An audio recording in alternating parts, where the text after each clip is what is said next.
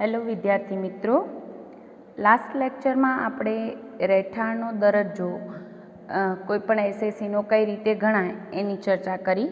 એનામાં ખાસ કરીને મૂળભૂત બે શરતો અને વધારાની શરતો ક્યારે ચેક કરવી ને એ બે શરતો કઈ છે એ તમારે યાદ રાખવાનું રહેશે. આજે એને લગતું એક ઉદાહરણ લઈએ. ઉદાહરણ 1. ભારતીય નાગરિક શ્રી અનુરાગ મહેતા છેલ્લા 15 વર્ષથી અમેરિકામાં નોકરી કરતા હતા, પરંતુ તેઓ 1 જુલાઈ 2019ના રોજ ભારતની મુલાકાતે આવે છે અને તારીખ 30 એપ્રિલ 2020 સુધી ભારતમાં રહે છે. આકારણી વર્ષ 2020-21 માટે તેમનો રહેઠાણનો દરજ્જો નક્કી કરો એમ કીધું છે. આપણે તો જ્યારે રહેઠાણનો દરજ્જો નક્કી કરવાનો આવે એટલે પહેલે અગાઉના લેક્ચરમાં વાત કરી હતી એ રીતે આપણે શું લખશું, પહેલે પાછલું વર્ષ કયું છે. તો આપણે કીધું છે આકારણી વર્ષ 2020-21 માટે રહેઠાણનો દરજ્જો નક્કી કરો. તો એનું પાછલું વર્ષ કયું હોય? 2019-20. આ વર્ષ દરમિયાન એ કેટલા દિવસ ભારતમાં વસવાટ કર્યો એના આધારે આપણે નક્કી કરીએ કે એ ભારતમાં કેવો રહેઠાણનો દરજ્જો ધરાવે છે, રહીશનો, બિન રહીશનો કે સામાન્ય રહીશનો. ક્લિયર? તો એના માટે આપણે શું કરવું પડે? પાછલું વર્ષ નક્કી થઈ જાય પછી આપણે ભારતમાં વસવાટના દિવસોની ગણતરી કરવી પડે. દિવસોની ગણતરી કરતાં પહેલાં આપણે જે રકમમાં આપ્યું છે એ લખી નાખવું. તો આપણે એમ કીધું છે ભારતીય નાગરિક શ્રી અનુરાગ મહેતા 15 વર્ષથી અમેરિકામાં નોકરી કરતા હતા. ઇન્ડિયામાં આવ્યા છે 1 જુલાઈ 2019ના ભારત આવે છે અને 30 એપ્રિલ 2020 સુધી એ ભારતમાં રહ્યા છે. આ દિવસો દરમિયાન અને આ દિવસોમાં ખાસ કરીને આપણા પાછલા વર્ષમાં આવતા દિવસો દરમિયાન એ ભારતમાં કેટલા દિવસ ભારતમાં છે એની આપણે ગણતરી કરવાની રહે. તો આપણું પાછલું વર્ષ 19-20, દેટ મીન્સ 1 એપ્રિલ 2019થી કરીને 31-3-2020 સુધીના સમયગાળામાં એ કેટલા સમયગાળા માટે ભારતમાં છે એ દિવસોની આપણે ગણતરી કરવાની રહે. આપણે એપ્રિલથી સ્ટાર્ટ કરીએ તો એ એપ્રિલ, મે, જૂન સુધી તો એ ઇન્ડિયામાં છે જ નહીં.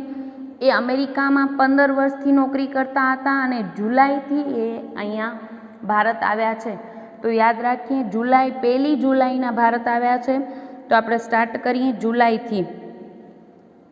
અને આપણે આગળના લેક્ચરમાં ખાસ બેઝિક્સની વાત કરી હતી, એમાં ક્લિયર કીધું હતું કાંઈ સ્પષ્ટતા ન હોય તો જે દિવસે આવ્યા એ દિવસ અને જે દિવસે ગયા એ દિવસ એ બંને આખા દિવસ ભારતમાં છે એમ ગણવું.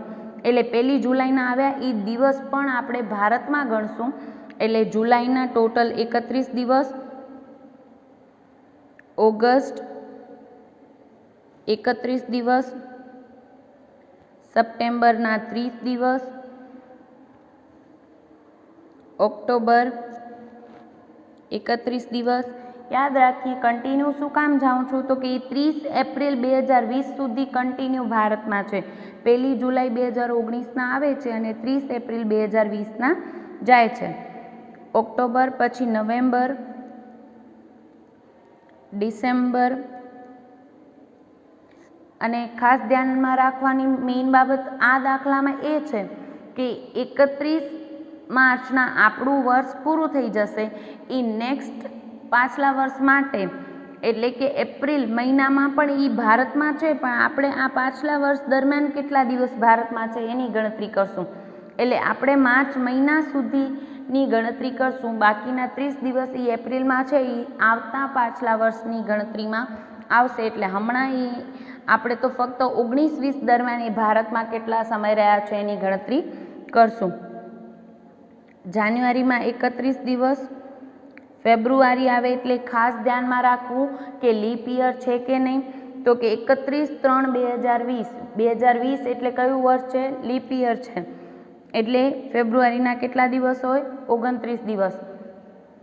એ પાછલું વર્ષ કયું છે એના આધારે ધ્યાન રાખવું કે 28 દિવસ આવશે કે 29 દિવસ. બરાબર? અને માર્ચ પણ છે 31 દિવસ, કારણ કે આખો માર્ચ મહિનો પણ એ ઇન્ડિયામાં જ છે. એપ્રિલ પણ આખો મહિનો એ ઇન્ડિયામાં રહ્યા છે. ટોટલ કરી નાખીએ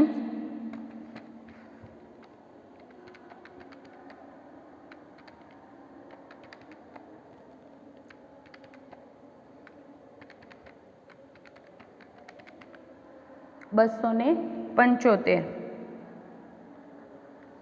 275 દિવસ એ પાછલા વર્ષમાં ભારતમાં રહ્યા છે. દિવસોની ગણતરી કર્યા પછી તરત જ તમારે કરવાની છે ગણતરી, મૂળભૂત શરતો ચેક કરવાની છે.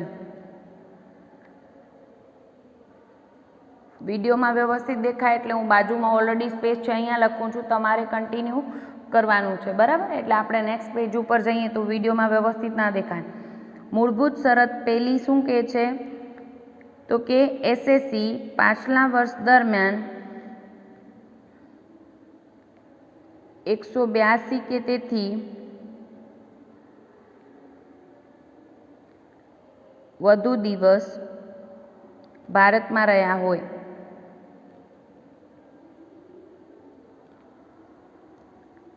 અથવા બીજી શરત છે પાછલા વર્ષમાં 60 કે તેથી વધુ દિવસ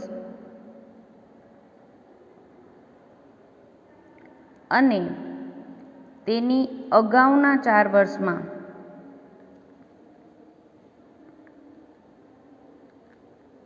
365 કે તેથી વધુ દિવસ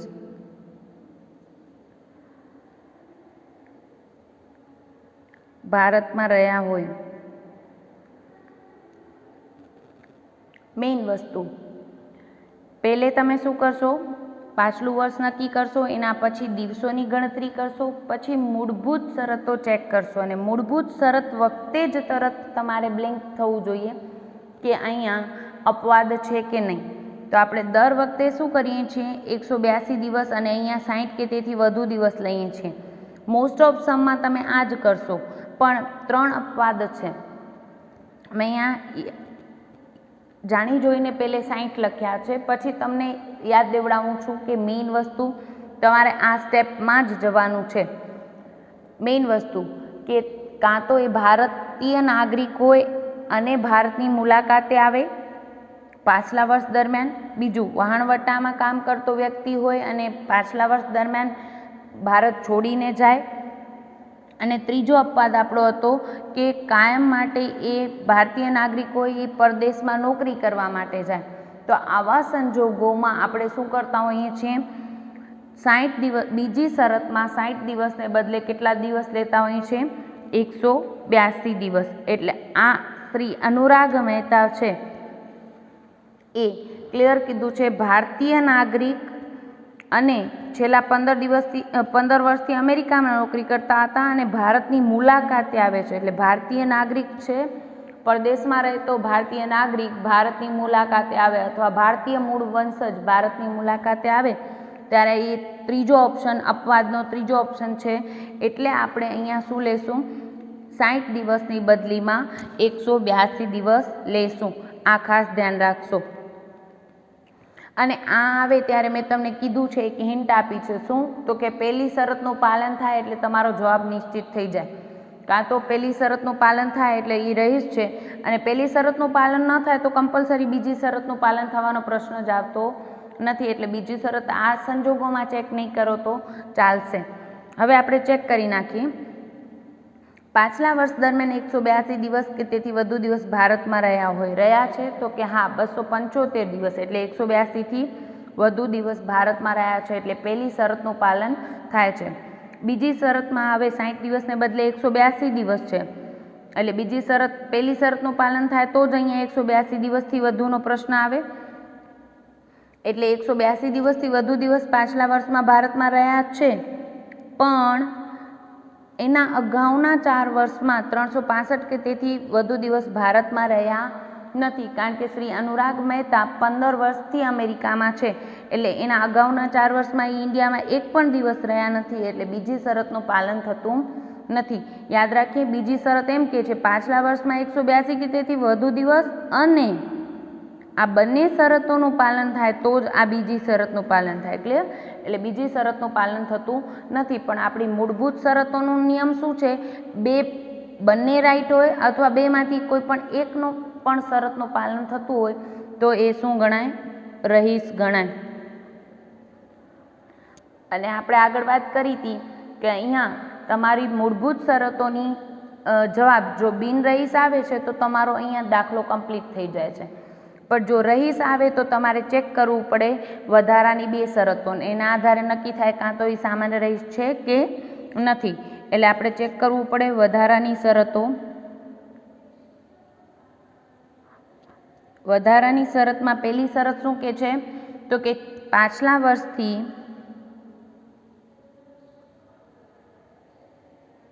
અગાઉના 10 વર્ષમાં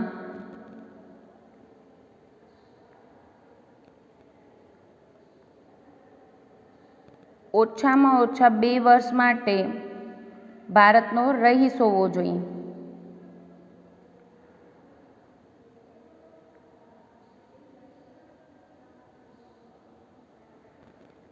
અને આ વસ્તુ ખાસ વધારાની શરતોમાં બંનેનું પાલન થતું હોય તો જ સાચું ગણાય, એટલા માટે. અને પાછલા વર્ષથી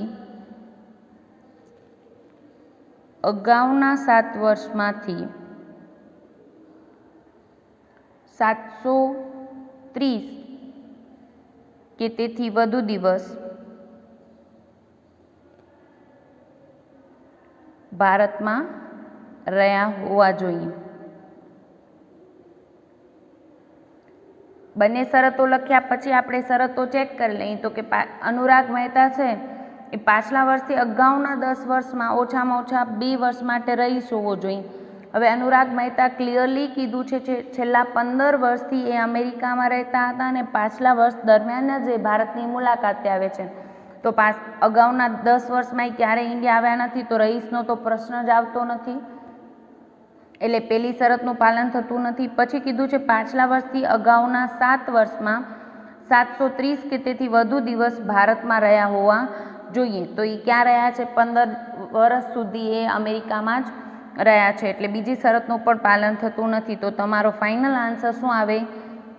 શ્રી અનુરાગ મહેતા રહીશ પરંતુ સામાન્ય રહીશ નથી.